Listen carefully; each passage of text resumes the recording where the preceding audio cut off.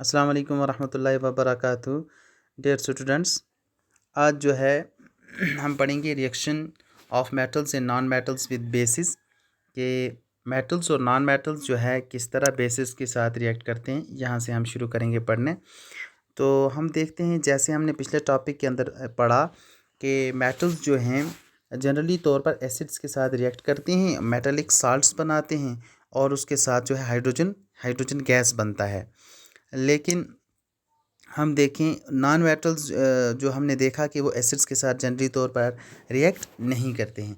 अब हम यहाँ देखेंगे कि मेटल्स जो हैं ये बेसिस के साथ रिएक्ट करते हैं ये या नहीं। देखिए, मेटल्स जो हैं ये बेसिस के साथ भी रिएक्ट करते हैं। यहाँ हमें एक एक्टिविटी दी गई है, एक्टिविटी 11.7। तो इस एक्टिविटी के अंदर जो है हम देखते हैं, जैसे मैं इसको थोड़ा पढ़ता हूँ, आप सुनिए।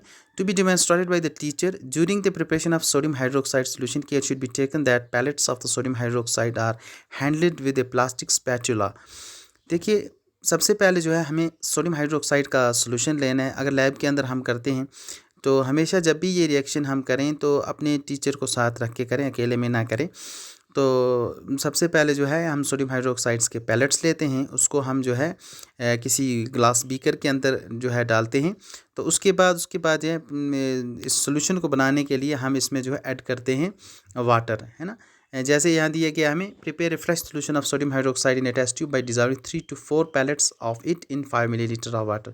5 मिलीलीटर पानी लेना है, उसमें 3 से 4 पैलेट सोडियम हाइड्रोक्साइड के डालने हैं। Drop a piece of aluminium foil into it, फिर इसके अंदर एक एल्युमिनियम फॉयल डालना है, एल्युमिनियम का एक छोटा सा पीस डालना है। Bring a burning matchstick near the mouth of the test tube, observe carefully. फिर एक जो है बर्निंग एक मैच स्टिक को जो है इसके माउथ के नज़दीक लाना है टेस्ट ट्यूब में। तो फिर देखना है what does the pop sound indicate. आप देखेंगे यहाँ भी एक रिएक्शन होता है, यानी सोडियम हाइड्रोक्साइड एक स्ट्रांग बेस है। जब ये मेटल जैसे इस एल्युमिनियम के साथ ये रिएक्ट करता है तो ये जो है मेटालिक साल्ट यहाँ भी बनता है, मेटालिक साल्ट भी बनता है और उसके साथ जो है हाइड्रोजन गैस जो है रिलीज़ होता है। तो ये इंडिकेशन होती है, जो पॉप साउंड है ये इंडिकेट होता है, the pop sound indicates that the presence of hydrogen gas when the reaction takes place between the sodium hydroxide and the aluminium. So the formation of hydrogen gas also indicates in the presence of the pop sound। So उसके बाद जो है हम देखते हैं metals react with sodium hydroxide to produce hydrogen gas. हम देखते हैं यानी मेटल्स जो है बेसिस के साथ जैसे सोडियम हाइड्रोक्साइड के साथ जो है रिएक्ट करता है और हाइड्रोजन गैस को बनाता है।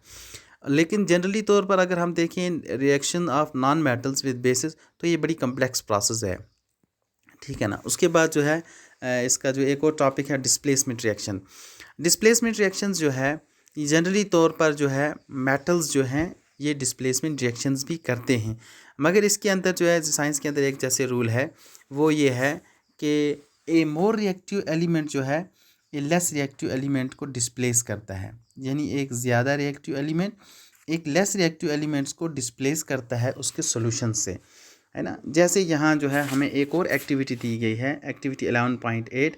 इसके अंदर जो है 100 मिलीलीटर के बीकर लेने हैं, पाँच बीकर हमने लिए हैं, ए बी सी डी और ई। तो उसके इन बीकर्स के अंदर dissolve in each beaker teaspoon full of each substance as indicated in the figure 11.6a।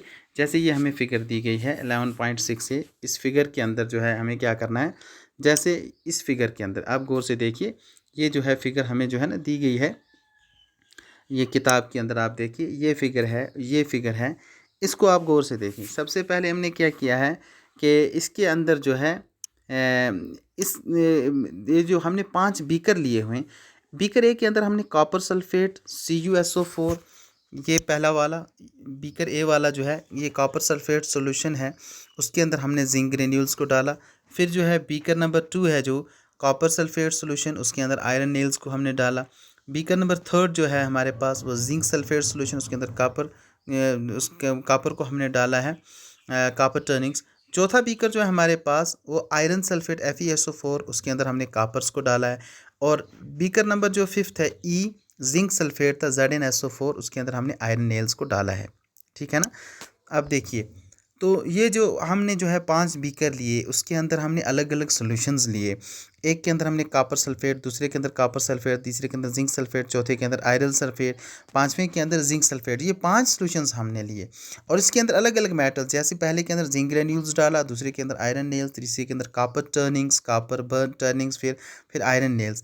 अब इसमें हम देखें, जो इसमें से सबसे ज़्यादा जो है जो रिएक्टिव मेटल्स होंगे वो लेस रिएक्टिव मेटल्स को डिस्प्लेस करेंगे। जैसे जैसे यहाँ जो है आप देखेंगे जिंक जो है ज़्यादा रिएक्टिव है किससे, कॉपर को। तो यहाँ जिंक सल्फेट जो है, जब इसके अंदर हम जो है कॉपर को, जिंक सल्फेट के अंदर हम जो है अगर कॉपर को डालेंगे तो ये इसको डिस्प्लेस नहीं कर सकता है। ये रिएक्शन जो है डिस्प्लेसमेंट नहीं होगी। क्यों नहीं होगी? क्योंकि जिंक सल्फेट जो है ये highly reactive as compare to the copper, तो कॉपर जो है इसको डिस्प्लेस नहीं कर सकता है। ठीक है ना। अब इसी तरह जो है जैसा दूसरा सोल्यूशन कॉपर सल्फेट के अंदर हमने जब जिंक ग्रेन्यूल्स को डाला, जैसे बीकर नंबर 1 के अंदर कॉपर सल्फेट था, उसके अंदर हमने जिंक ग्रेन्यूल्स को डाला। जैसे ही हमने जिंक ग्रेन्यूल्स को डाला तो जिंक कॉपर को डिस्प्लेस करेगा और खुद उसकी जगह लेगा, यानी ये बनाएगा जिंक सल्फेट और कॉपर सल्फेट्स को बाहर निकाल देगा।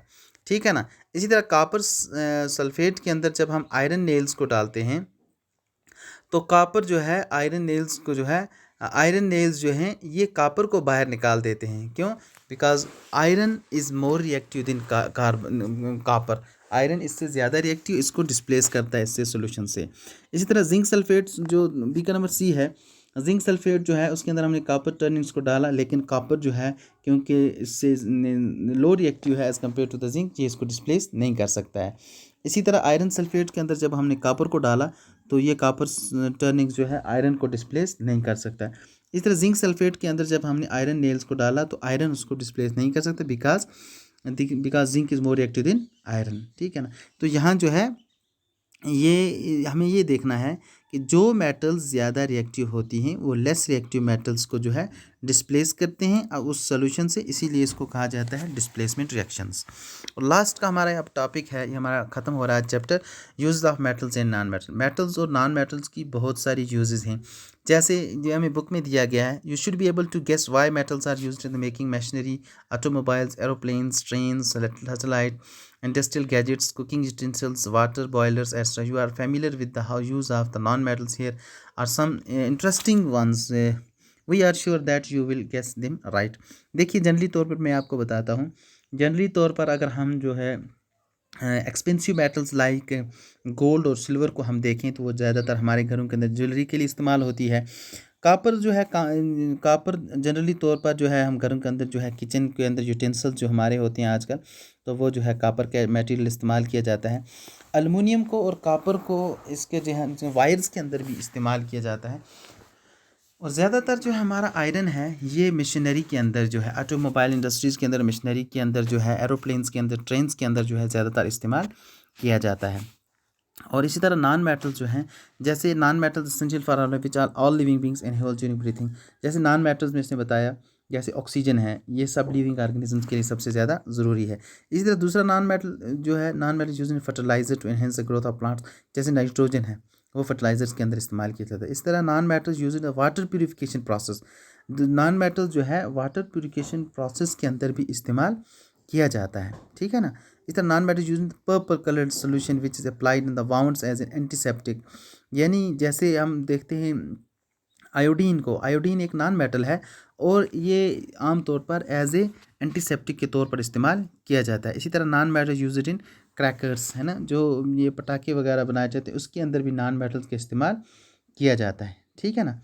तो इस जैसे फास्फोरस है, सल्फ़र है, ये इस्तेमाल किया जाता है। You may add some more use of the metals and not from your experiments. और हम डेली लाइफ के अंदर मेटल्स और नॉन मेटल्स की बहुत सारी यूजेस भी देखते हैं। ठीक है ना।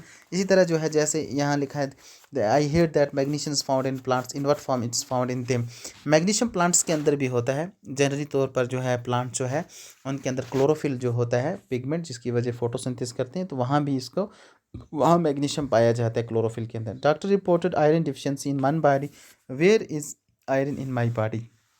कहता है कि डॉक्टर ने जो है मुझे आयरन डिफिशियंसी इंडिकेट की है, तो आयरन कहाँ होता है, हम आयरन हमारी बॉडी के अंदर जो है ये एक एसेंशियल कंपोनेंट है बॉडी के अंदर। बहुत सारी जो है, जैसे हमारी बॉडी के अंदर एक ग्लैंड होता है जिसको एंडोक्राइन ग्लैंड एक है।